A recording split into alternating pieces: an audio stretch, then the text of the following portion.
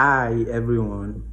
Today I will be discussing about peptic ulcer disease, which is known as PUD. Peptic ulcer disease, also known as gastrointestinal disease, is an open sore that develops on the inner lining of the stomach, the upper part of the small intestine, which is known as the duodenum, or the lower oesophagus, which happens as a result of the digestive acid eroding the protective mucosal lining. We have some types of peptic ulcer. We have the gastric ulcer, which occurs in the stomach lining. We have the duodenal ulcer, which occurs in the first part of the small intestine. And we have the esophageal ulcer, which occurs in the lower esophagus. Causes of peptic ulcer disease.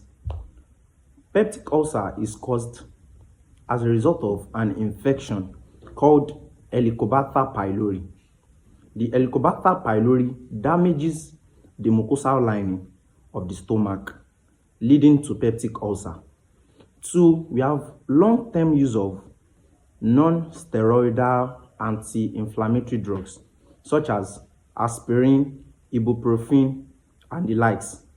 When we use those anti-inflammatory drugs consistently, it can cause peptic ulcer. Then lastly, we have excessive stomach acid production due to stress, tumor, or genetic factors. As well, lifestyle factors such as smoking, alcohol consumption, caffeine, or spicy foods. They do not directly cause ulcer, but they worsen the peptic ulcer condition. Let's take note of that. Moving on to the signs and symptoms of peptic ulcer disease. 1, we have epigastric pain, that is the central upper abdominal pain. That's one of the signs and symptoms of peptic ulcer disease. 2, we have dyspepsia, meaning indigestion.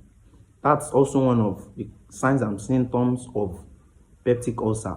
3, we have loss of appetite, we have nausea and vomiting, we have unexplained weight loss, as well we have bloating and belching.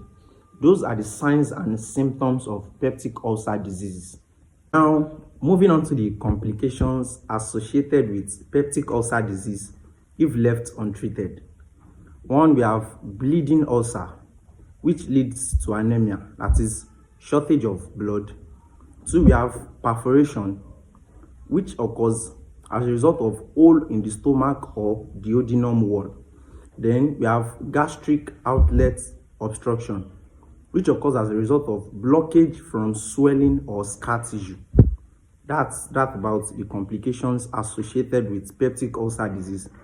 Now, moving on to the diagnosis of peptic ulcer disease. 1, we have esophagogastroduodenoscopy. That is a medical procedure to visualize the stomach, the esophagus, and the duodenum. 2, we have H. pylori test. That is through the urea breath test, the stool antigen test, or blood antibody test. Now, moving on to the treatment of peptic ulcer disease. For H. pylori causes, we advise you use proton pump inhibitors, that is PPI, plus antibiotics like amoxicillin plus clarithromycin for 1 week.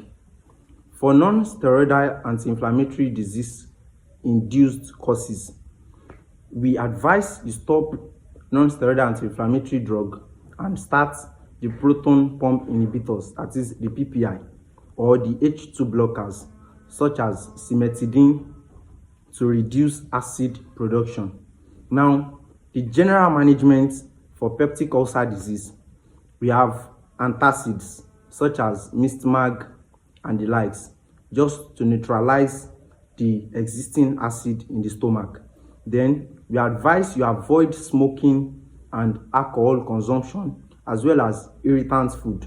Then we also advise you have enough stress in order to promote and to ensure you are free from peptic ulcer disease. Thank you for watching. Make sure you like, you comment, and you share for more videos. Thank you. Once again, I remain Chi Owodini. Bye for now.